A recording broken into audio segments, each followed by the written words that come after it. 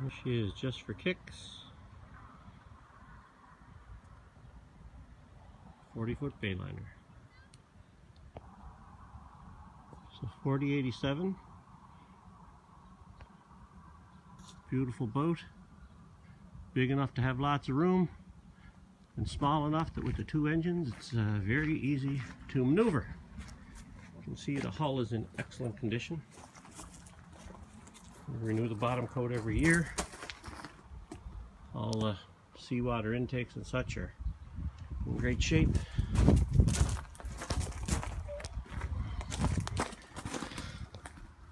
Twin propellers and twin rudders. Everything is in wonderful condition on this boat, including the trim tabs. Got a great swim platform at the back here.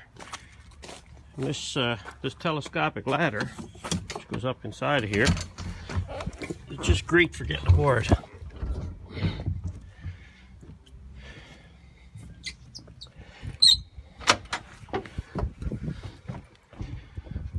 So back here, if you're out for a swim, you come out of the water, you have hot and cold shower right at your swim platform. Fantastic. And back aft here, we have an 8.3 kilowatt diesel electric generator in great working order. Puts out enough power to run the electric stove, fridges, air conditioning, everything. So we start moving forward. We come up. It's got your stainless steel barbecue, storage box for some life jackets. And this is where I spend most of my time, is up here on the flying bridge. It's a complete dual station, dual gauges, controls, and it's a wonderful craft. Down forward here, you can see that that vent that's over the V-berth hatchway, so that it keeps the boat aired out when we have it in storage, as it is now.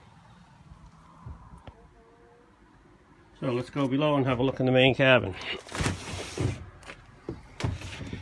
I leave these catch covers open when we're alongside, because it allows the engine spaces to be vented. And we have all of our blinds down right now, because of course with the summertime you don't want the upholstery subjected to the sun. These are the cushions for the flying bridge. So I've popped the engine hatch covers back in place. Put a little light on the subject. These things just go up through the slickest things ever. And you can see just how roomy the main salon is. Electric stove, microwave, refrigerator, which works off battery or power, and here's your station down below here, which I really don't drive from very often, but it's still, even down here you have a beautiful view. This is our forward washroom. It's an electric flush toilet, so you just turn that dial and it flushes itself into the holding tanks. Sink and shower. All these doors are all, I think they're mahogany, and the floor, these steps are oak, which we had made, and this is all a teak, simulated teak. It looks like the real thing, but it's actually vinyl, so the maintenance on it is a little bit of cleaner, and that's it. And I did some special stuff. I went around with hemp rope and stainless steel staples and did all the trim work in that. We're very proud of it. Okay, I guess I got to turn on some batteries. Right, so your battery panel is right here. You just turn on the house battery. I have solar chargers on them, so we have power all the time. Gotta throw on a few lights. Oh, that's the heater. Right, here we go. So this is the V-berth up forward here. These are the windows for the bimini. With there are still photos you have of that.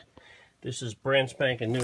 It's only been on the boat maybe a half a dozen times that it's seen sunshine or rain, We had it made brand new about 2 years ago, and there's where we have our little spinner up above there to keep it vented when it's in storage like this. So, oh, her nice pretty pillows. So that's one bunk here. That's bigger than a double, smaller than a queen. And then in here, let's see here. This is the cubby. This is a really neat space, and a closet here which I keep my tools in, but if you had a bunch of kids you could easily have their clothing in there and such. But the cubby here, this is another bed. It's a double-sized bed, lots of room, lots of headroom, certainly more than in most camper trailers and such. And and in behind this panel over here is where your main engines are, underneath. So you actually have its own private. When you close the doors, it's quite a nice size space with the skylight.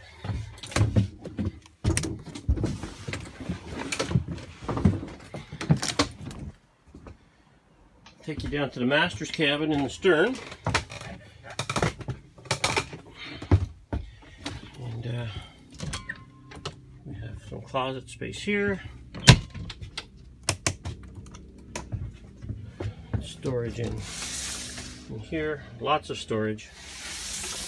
The engines are behind this panel here that you can get at the transmission and such. And these steps actually come up too to get at these steps here will come out to get at the transmission.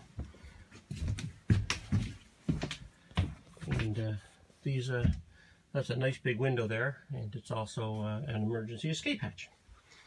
So this is your aft washroom. So you can see we have just a regular toilet in here, nice, lots of room, and you're not out there with anyone else. You have your own in the master's cabin. The bed is quite large and very comfortable, as you can see, and the biggest shower on the boat, of course, is in the master's cabin, as it should be. So quite comfortable, and the hot water works on either electrical shore power or it comes off of the engine.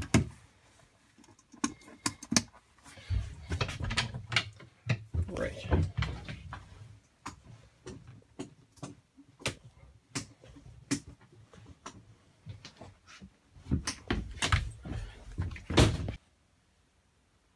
Last thing to show you really is your electrical control panel. So everything is laid out perfectly, so you know what's going on. You can tell the status of your batteries. Some details are things like the batteries are all within the last 2 years, and they're all the very best. They're the gel-filled batteries, so there's no fear of them ever freezing or anything like that. And there it is. That's about it. If you enjoy it half as much as we did, you'll be well happy with the boat. And when you're coming into dock, there's lots of cleats along the sides, of course, and a nice big rail here that you can walk right up to the bow. The anchor hauler works wonderfully and does a good job in the remote searchlight. And this place, when this whirly is off of here, there's a big sun tanning pad that goes right here, and this is where my daughter and her friends spend most of their time, is up here on the sun tanning pad. And as you can see, there's lots of room to walk around the boat, both sides. There's where your electrical power hooks from shore, filling for fuel, etc.